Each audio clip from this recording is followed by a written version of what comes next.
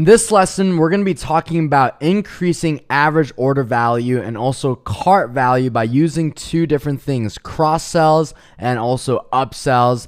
And as along with upsells, I'm also be explaining what a downsell is. So this lesson is all about how you can get a customer once they've already made the determination that they're going to buy something to buy even more from your business. And it's a very, very logical thing why people want to optimize on cross-sells as well as upsells, because you've already paid to acquire the customer. Keep in mind, you've already spent the marketing dollars that got them from just looking on Facebook or Instagram to coming to your website. And especially if they've already made the decision to purchase, may as well try to squeeze a customer with as much value from them as possible because you've already paid for it. So I'm going to start by explaining the difference between a cross-sell and also a upsell.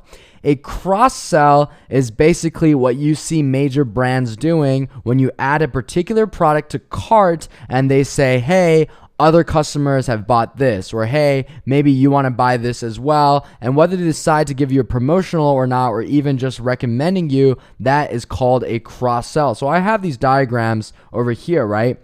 The cross-sell takes place in these two parts of the conversion funnel. At the add to cart level and also the initiate checkout level, it doesn't take place at the purchase or post-purchase level, right? Meanwhile, upselling takes place after a customer has already committed to purchasing a particular item, right? So upselling is all taking place here. It's not really taking place over here, right? So what a cross-sell is meant to do is essentially get someone to add something to their cart that they otherwise wouldn't have added if you didn't encourage them or prompt them in some shape or form. And this can also be tied in with certain promotionals depending on the app that you use. So let me give a very classic example. Let's say that we have a business and our big product, I'm just going to write it over here,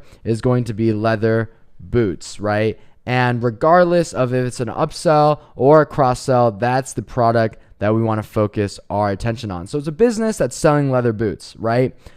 Let's say a customer adds leather boots to their cart. So we're going to explain cross-selling first. They've added it to cart and they're about to initiate checkout and put in their payment information. What a cross-sell does is basically once they've added to cart, maybe a pop-up comes out and it suggests a complementary item for them to also add to the cart. So you might say, hey, we noticed that you added in our signature leather boots. Well, leather boots aren't complete without a cowboy hat, right? And you can match a particular cowboy hat with that pair of leather boots. Or what's the best type of cross-sell and also upsell, when I start talking about upsells, is something that is complementary and especially extremely complementary. So a very big example is going to be leather cleaner, okay? Hey, you bought this pair of leather boots. It wasn't cheap. You spent your hard-earned money on it, but we also have this very exciting cleaning product that'll keep your leather shoe safe, protected, and stainless. This is what I call a complementary product. A cowboy hat is also a complementary product, but it's not as complementary as leather cleaner for your boots, right? So as complementary, as sort of necessary as you can get it, the better the cross-sell or add-on item is going to be. So a very common one that you'll see big electronics companies do is insurance or some sort of warranty, right? This happens to me every single time I go to the Apple store. I buy a new computer and they say, hey, you know, it comes with that signature factory warranty, but if you break it, if you crack the screen, if you have any problems with it, with Apple Care, here's all the benefits you get, right? Especially with cracked phone screens, Apple Care is so popular, right? What they're doing is they're essentially, that is an example of an upsell, right? But when you were adding it to cart, right? When you're going throughout the cart process and they said, hey,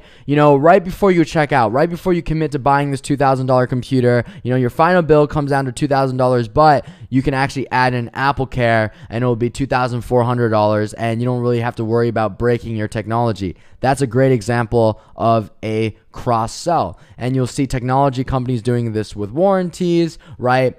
You also have home companies, right, doing this with insurance, right? Your car dealership is doing this with insurance. The moment you buy a car, they know that it's illegal to drive the car out the door without some sort of insurance. So they have insurance partnerships that they try to push onto you, right? Hey, you just bought this new Lamborghini and, Lamborghini insurance is very expensive, but we actually have a third-party vendor that provides Lamborghini insurance and maybe you should get this one. This one is the best. It comes with all this perks, all these services that will keep your Lamborghini safe. That's an example of a cross-sell. So they can hit you at the add to cart level. It can also hit at the initiate checkout level, right? While you're going through the checkout process, I've seen apps recommend, the leather cleaner and also the cowboy hat, right?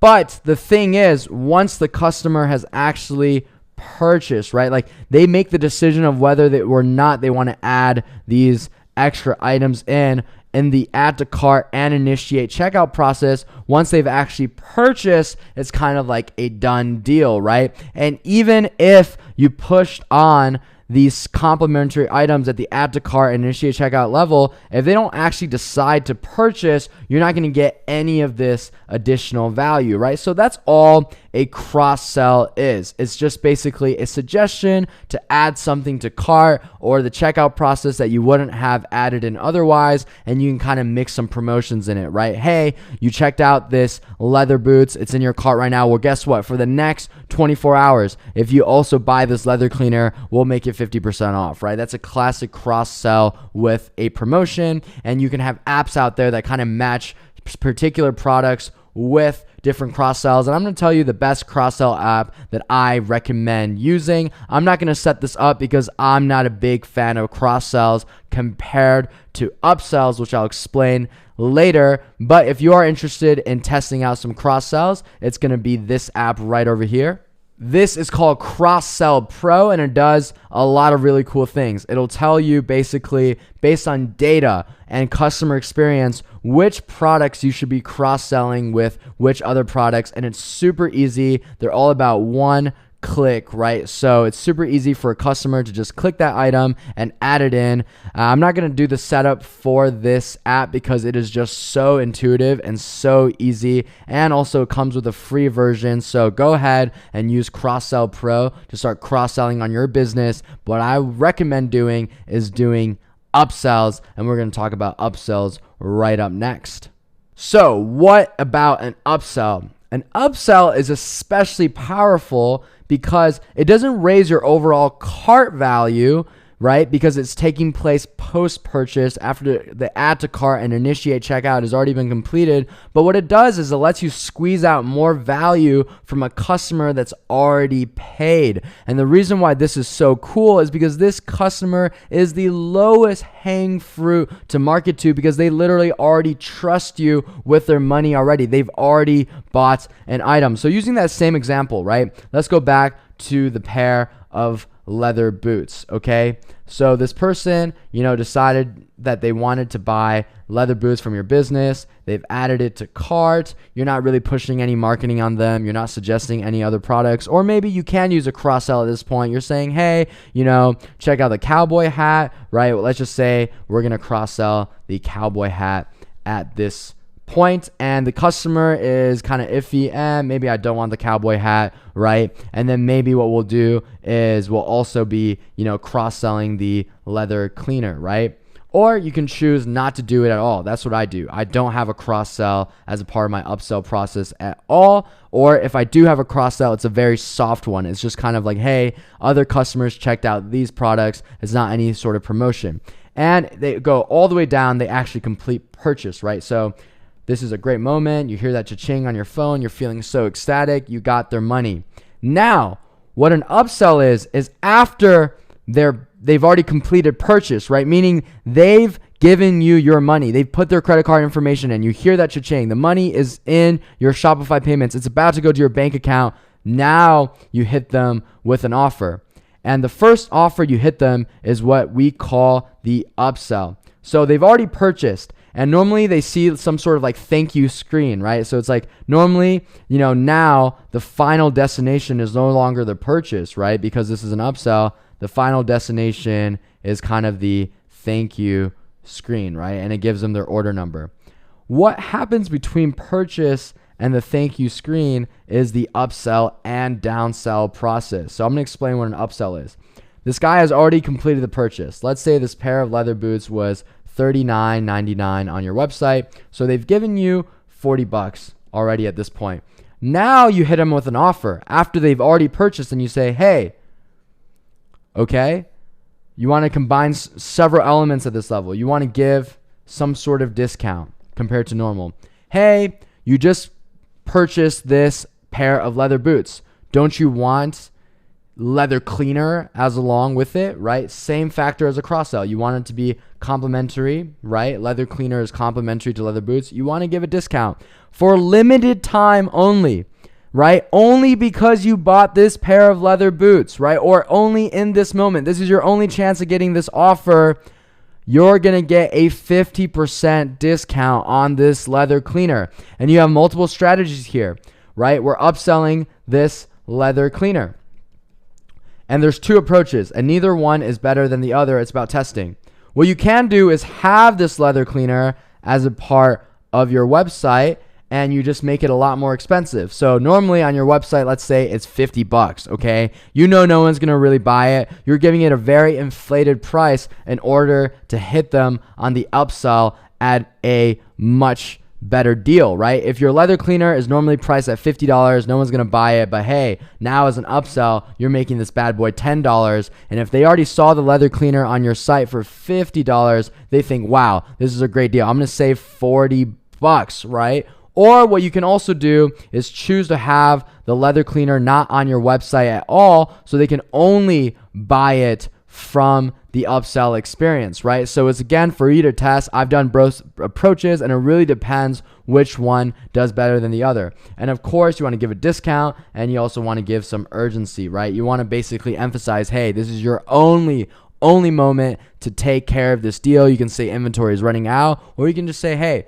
this is just the only chance you're ever going to receive this deal, and you can take it now or you leave it. So this is for that $10 leather cleaner, right? And if it's a complimentary product, odds are they're going to say, hey, I've already given this business $40. Clearly, I trust them, and I want to protect my leather boots. Let's add in that upsell, and bam, you have $50 from the purchase instead of $10. Now, this is where it gets extra fun. You can also do something when they decide to reject the upsell. Then you can give them something called the downsell, right? So this is called downsell, and this happens after the upsell. So this is the upsell. Now, the downsell is basically, hey, you rejected the limit time offer I gave you the first time, and you're really just trying to scoop up any value that could be left after they've already rejected it. This is usually your second most high conviction product, right? Your first high conviction product is going to be your upsell because you want to hit them first after the purchase, and this is basically your consolation prize. If they don't want that leather cleaner, what's something else I can push on them that, is in a completely different vein of product, but maybe they would want? So let's say we make our downsell a cowboy hat, right? And it's going to have the same elements, same urgency. It should be complimentary. It should be a discount. The only caveat here is that you want to make sure your downsell is a different product from your upsell, or if it is the same product, you give an even bigger discount on the downsell. So maybe this time you can either choose, hey, I'm going to downsell a cowboy hat, right? Completely different item. See if they're in the mood for something apparel. Maybe they'll bite on this. Or you do that same leather cleaner, and this time, instead of $10, you sell it for $5 because, hey, any amount of money on top is good money since we've already paid to acquire the customer. And that's why I really like upselling. I don't do any of that cross-selling stuff unless it's very, very soft, kind of just suggestions. And then I try to capture all the value on the upsell and the downsell because I know that these customers are already engaged. They're already buying from me. Now is a perfect time to upsell them. And even that email marketing tactic I showed you, which was taking that order confirmation email and trying to sell them another item, that is an example of an upsell. The reason why I don't like mixing aggressive cross sells and upsells is your word kind of doesn't mean much after you've already ran a massive sale on your website and you're giving them urgency and a promotion on the cross-selling, and now you're doing again on the upselling. What I notice is that when I combo these together, kind of both just end up not doing as well, versus when I keep an upsell by itself, it's usually very, very deadly. And this is the best part. There are great upsell apps out there, but there in particular, there is a upsell app that lets you do something called a one-click upsell. So the moment they click yes, right, versus no, when you give them this upsell offer, it automatically saves the payment information they've already completed in, and bam, just takes the customer's money, right? And it might sound a little bit unethical, but again, they can get refunds, right? You can refund them if they're very, very angry. What it does is it basically just gives them no time to think or react at all. The moment they press yes, they're locked in to this upsell. And if you're selling a great upsell product, such as a leather cleaner in combination with a pair of leather boots, they should be pretty happy getting the upsell product. So in the next lesson, I'm actually going to show you how to set up step by step this powerful app called One Click Upsell by Zipify. It's by Ezra Firestone, a really well-respected member of the e-commerce community, and that'll be the next lesson. But this is what people are talking about when they mention cross-selling, upselling, and increasing the average order value or the total value of your basket. So if you're playing in a range of price, right? I always say your average order value should at least be $20 if you want to survive on Facebook. What some people do is they'll sell really, really cheap items, right? And try to get those easy conversions and then try to upsell on top. And you also get some more advanced strategies for you to test out, right? What you can choose to do is break even on the product that you sell and only make money on the upsell or the downsell. So what you can do is offer a deal that is so good, right? Sell your AliExpress products at cost at the front end and then bank out on them going through the upsell and also maybe even the downsell to increase your average order value and make your profit there. I know people that run this model. It's a little bit more complicated, but it still can work, right? Essentially, you're baiting people in by giving them awesome prices on the initial item and then trying to make all your profit on top through the form of upsells. But again, next lesson, we'll be talking about how you can actually execute this strategy through the help of One Click Upsell.